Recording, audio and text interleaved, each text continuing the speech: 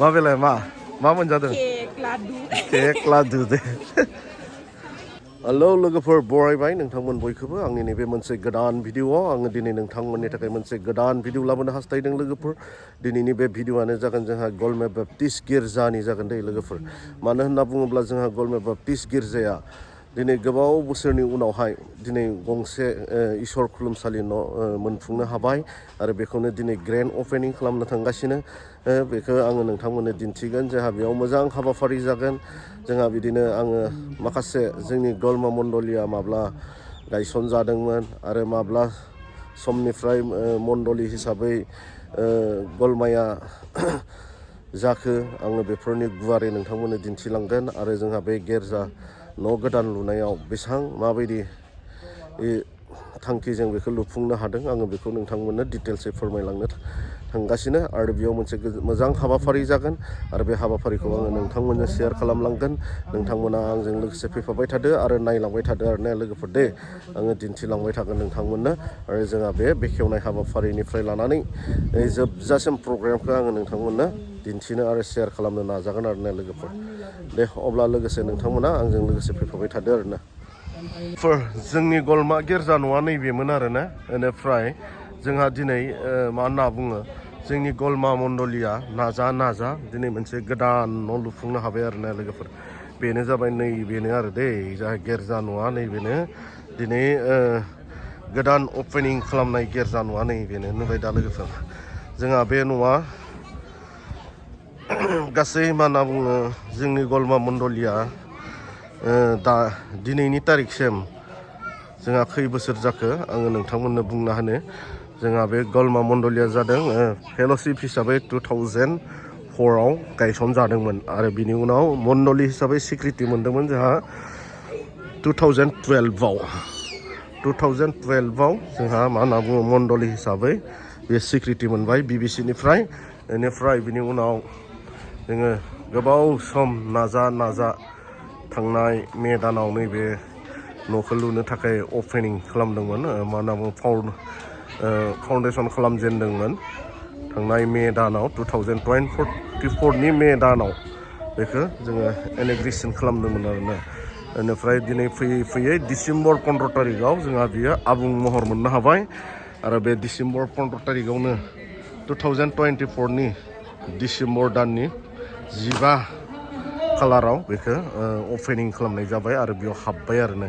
दिनै बेखौ फोथारबाय आरो दिनैनिफ्राय जोंहा जोंनि गलमा मण्डलिनि गिर्जाया इसोरखौ खुलुमनाय सिबिनाया नैबेयाव जासिगोन आरोना जों दिनैखौ नुदोंमोन जोंहा नैबिथिं पुराना चार्चआ नैबेमोन आरोना लोगोफोर पुराना चार्चआ नैबेमोन बेनिफ्राय गोबां मा होनना बुङो हरखाबैब्लाबो थारमाने खम समनि गेजेरावनो थारमाने बेखौ आबुं महर होनो हाबाय नुदोंना गलमा बाप्टिस्ट चार्च बेनिफ्राय गायसनजेनदोंमोन 2004आव लोगोफोर ओमफ्राय आरो जोंहा बे न'खौ लुफुंनायाव बिदिनो गोबां रांबो खरसा जाबाय गासै 27 लाखसो थांगोन मानो होनना बुङोब्ला दासिमबो जोंहा मा होनना बुङो न'आ कमप्लिट जादोंब्लाबो माखासे सिलिं टिलिं बेफोर कमप्लिट जाजोब्बाय कालार कमप्लिट जाबाय नाथाय मोनसे खामानिया मावनो आद्रा थाबावबाय आरो जोंहा बेयाव टाइल्सनि खामानिखौ जोङो मावफुंनो हायाखै आरो दै लोगोफोर बेखौ टाइल्सखौ उननि समाव होनाय जासिगोन अब्लाबो बे गिर्जा न'खौ माने फोथारग्रोनाय जाबाय आरोना जोंहा दायो सिङाव प्रग्राम जाबाय थादों जोंहा दिनै मा होनना बुङो गलमा मण्डलिया दिनै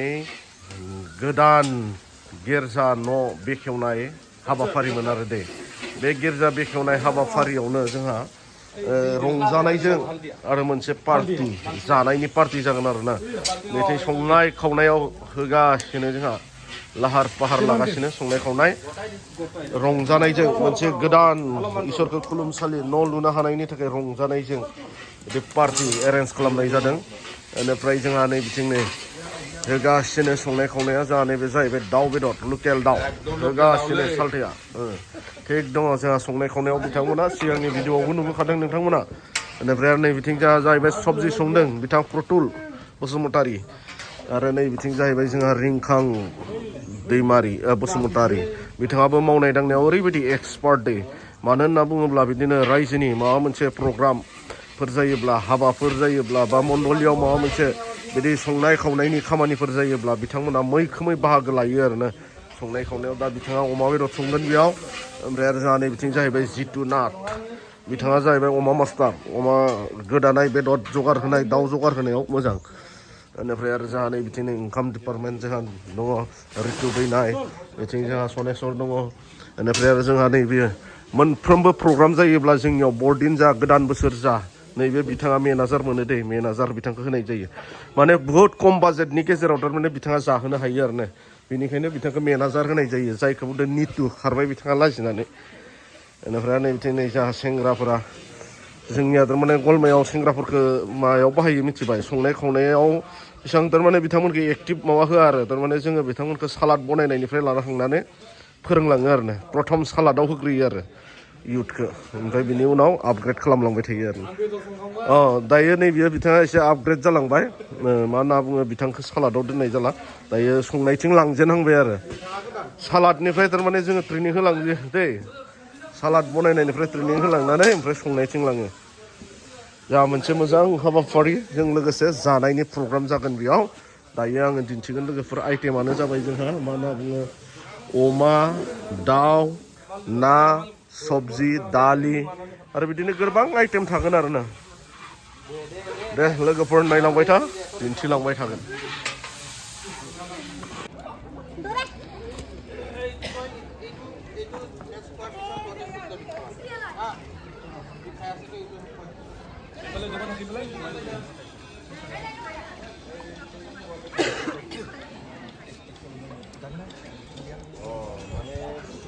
बिथिं जानायनि हाबाफारि सोलिबाय दायो बेखायनो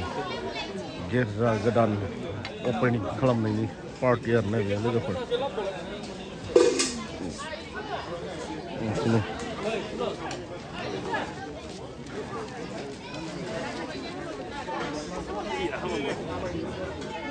जाजेनबाय आरो ना बरदिननि लोगोसे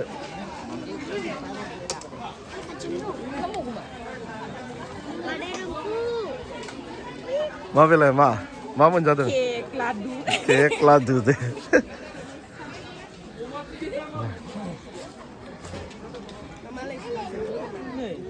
नोंसोर लाबोनाय जामजोबबोबाय दा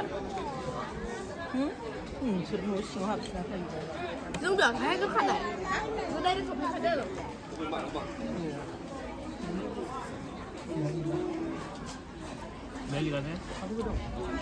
दङ जोंनिजों जायो